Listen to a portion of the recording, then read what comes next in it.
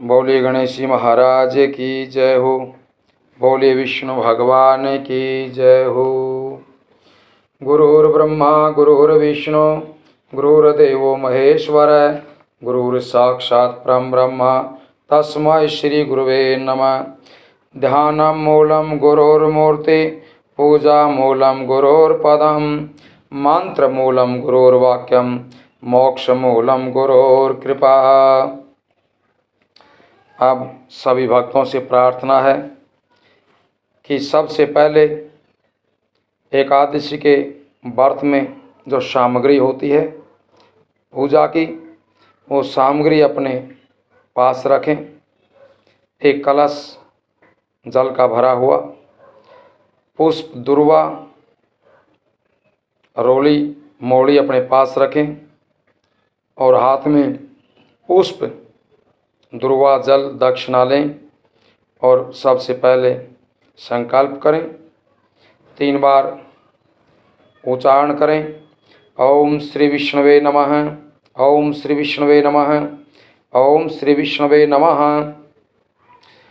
ओम श्रीमद्भागवतो महापुरुषस्य विष्णुराज्ञा प्रवर्तमानस्य ब्रह्मणे द्वितीय प्रार्देशि श्वेतवाराः कल्पे वैवस्वतमन्वन्तरे अष्टाविंशतितमे कलियुगे कलिप्रथम चरणे जम्बूद्वीपे भारतवर्षे भारतखंडे आर्यावर्तांतर्गत भारतदेशे हरियाणा प्रदेशे, यहाँ अपने प्रदेश का नाम उच्चारण करें। आमुख मंडलांतरे भिवानी मंडलांतरे, यहाँ अपने ज़िले का नाम उच्चारण करें। आमुख ग्रामे अपने गांव का नाम उच्चारण करें और उसके बाद में विक्रम सके बौद्धावतारे गंगा यमुनयो मध्ये अमुक संवत्सरे सप्तति उत्तर द्विसहस्रतमे प्रमादीनाम संवत्सरे अमुक मासे, यहाँ पर महीने का नाम उच्चारण करें। श्री चैत्र मासे कृष्ण पक्षे आमुख तिथौ एकादशी तिथौ पाप मोचनी एकादशी तिथौ अमुक वासरे, यहाँ वार का नाम उच्चारण करें। बुधवार वासरे अमुक नक्षत्रे धनिष्ठा नक्षत्रे शुभ चंद्रे मकर राशि स्थित चंद्रे अमुक राशि स्थित सूर्य मीन राशि स्थित सूर्य अमुक राशि स्थित देवगुरु मीन राशि स्थित देवगुरु शेषेषु ग्रहेषु यथेषु यथा यथा राशि स्थितेषु एवं ग्रह गुणगण विशिष्टायाम अमुक गोत्र, अपना गोत्र उच्चारण करें। अमुक नाम ने अपना नाम बोलें और सपत्नी का है अपनी पत्नी का नाम उच्चारण करें। जिसकी शादी हो चुकी है वो पत्नी का नाम उच्चारण करें। और जो औरत इस व्रत को करती है तो वो संकल्प करते हुए अपने पति का नाम उच्चारण करे और जिस गोत्र में शादी हुई है उस गोत्र का उच्चारण करें। उसके बाद बोलें श्रुति समृति पुराणोक्त पुण्य फल प्राप्ति अर्थम मम सकुटुंबस्य ऐश्वर्याभिवर्द्यर्थम। और उसके बाद जिस इच्छा के लिए ये पाप मोचनी एकादशी व्रत किया जा रहा है उस इच्छा को भगवान विष्णु के आगे उच्चारण करें। जैसे कोई पुत्र प्राप्ति के लिए करता है या अपनी शादी के लिए करता है या किसी की आत्मा शांति के लिए करता है तो अपनी इच्छा को भगवान विष्णु के आगे उच्चारण करें। और उसके बाद विशेष कामना सिद्ध्यर्थम मनसा कामना सिद्ध्यर्थम पाप मोचनी एकादशी व्रत महात्म्य में कथा ब्राह्मण द्वारा कर्म कारिष्य है। इसके बाद वो हाथ में लिया हुआ जल, पुष्प, दुर्वा, दक्षिणा भगवान विष्णु को अर्पण करें और उसके बाद भगवान की पूजा आदि कर करके पाप मोचन एकादशी कथा को श्रवण करें। बोले विष्णु भगवान की जय हो। पाप मोचनी एकादशी कथा। धर्मराज युधिष्ठिर बोले कि हे भगवान, मैंने फाल्गुन महीने का शुक्ल पक्ष की एकादशी महात्म्य सुना। अब आप चैत्र महीने के कृष्ण पक्ष की एकादशी के बारे में बताइए। इस एकादशी का नाम क्या है, इसमें कौन से देवता की पूजा की जाती है तथा विधि क्या है, इस व्रत के विस्तार से सभी बातें बताइए। श्री कृष्ण भगवान बोले कि हे राजन, एक समय मानधाता ने लोमस ऋषि से पूछा था कि हे ब्राह्मण, चैत्र महीने के कृष्ण पक्ष की एकादशी का क्या नाम है तथा उसकी विधि क्या है, ये सब पूरी तरह से हमें बताइए। लोमस ऋषि बोले कि हे राजन, चैत्र महीने के कृष्ण पक्ष की एकादशी का नाम पाप मोचनी एकादशी है। इसके व्रत के प्रभाव से मनुष्यों के अनेक पाप नष्ट हो जाते हैं। इसकी कथा इस प्रकार है।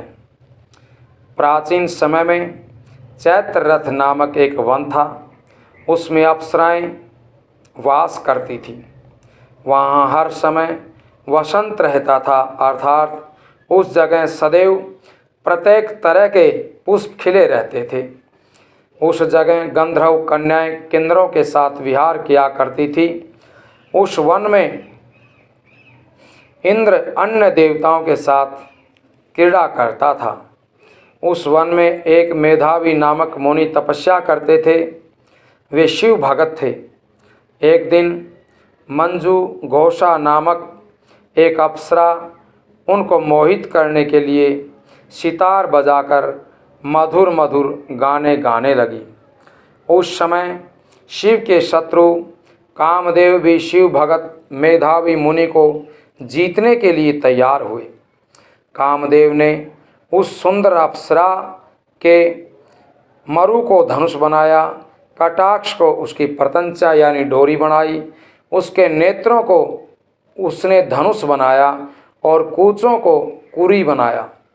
उस मंजू घोषा अप्सरा को सेनापति बनाया। इस तरह कामदेव अपने शत्रु भगत को जीतने के लिए तैयार हुआ। उस समय मेधावी मुनि भी युवा तथा हष्ट पुष्ट थे। उन्होंने यज्ञोपवीत तथा दंड धारण कर रखा था। वे दूसरे कामदेव के समान शोभा देते थे। उन मुनि को देखकर कामदेव के बस में की हुई मंजू घोषा ने धीरे धीरे मधुर वाणी से वीणा पर गाना गाना शुरू कर दिया।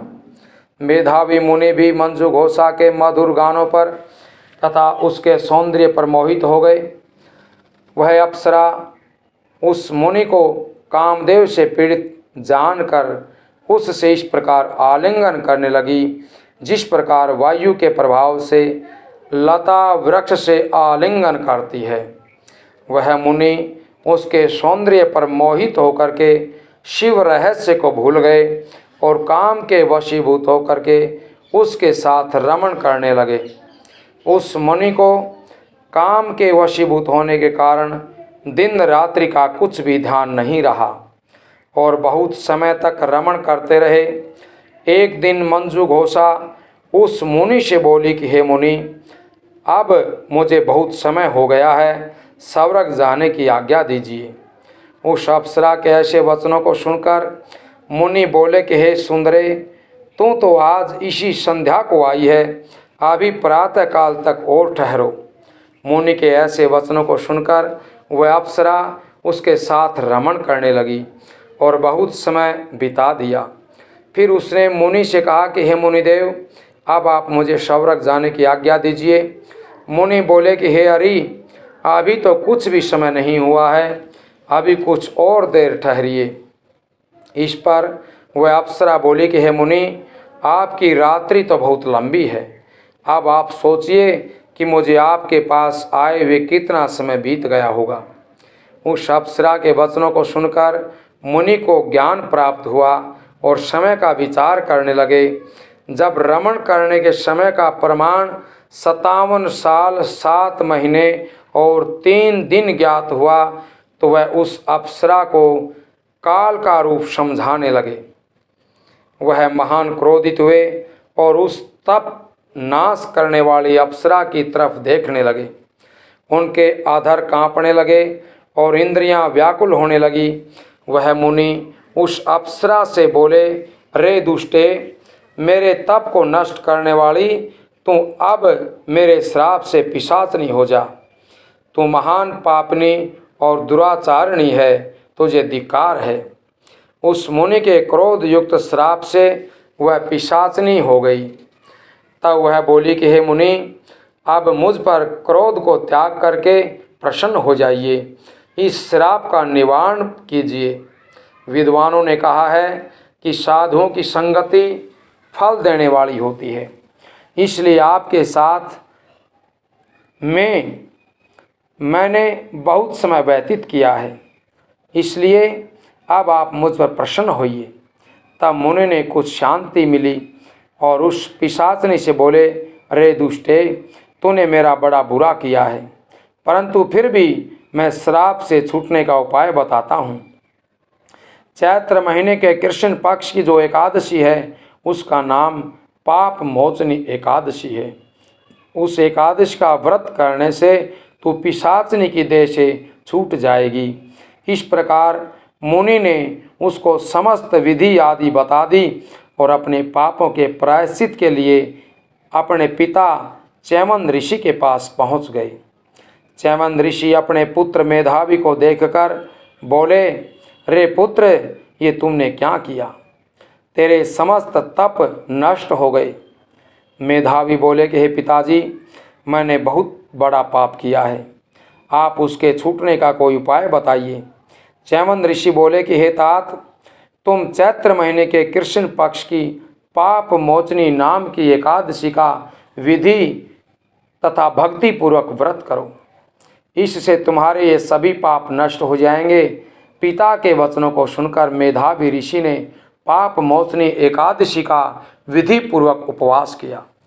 उसके प्रभाव से इनके समस्त पाप नष्ट हो गए। मंजू घोषा अप्सरा भी पाप मोचनी एकादशी का व्रत करने से पिशाचनी की देह से छूट गई और सुंदर रूप धारण करके स्वर्ग लोक को चली गई। लोमस ऋषि बोले कि हे राजन, इस पाप मोचनी एकादशी के प्रभाव से समस्त पाप नष्ट हो जाते हैं। इस एकादशी की कथा के सुनने और पढ़ने से 1000 गौ दान करने का फल मिलता है। इस व्रत के करने से ब्रह्म हत्या करने वाले, सोना चुराने वाले, मद्यपान करने वाले और अनेक तरह के पाप करने वाले अंत में पापों से मुक्त होकर के स्वर्ग में चले जाते हैं और उनको स्वर्ग की प्राप्ति होती है। बोले श्री कृष्ण भगवान की जय हो। बोलिए विष्णु भगवान की जय हो। कथा सुनने के बाद जल का कलश उठा करके भगवान सूर्य नारायण को अर्घ्य दें और दूसरे दिन सुबह उठ करके स्नान आदि से निवृत्त होकर के दोबारा भगवान विष्णु से प्रार्थना करें, अर्घ्य दें और भगवान से प्रार्थना करें कि हे विष्णु भगवान, जो हमने कल एकादशी का व्रत किया था उस एकादशी का फल हम आपको अर्पण करते हैं। हमारी जो इच्छा है वो इच्छा आप पूरी करें। बोले श्री विष्णु भगवान की जय हो। और सभी से प्रार्थना है कि इस चैनल को सब्सक्राइब करें और शेयर भी करें।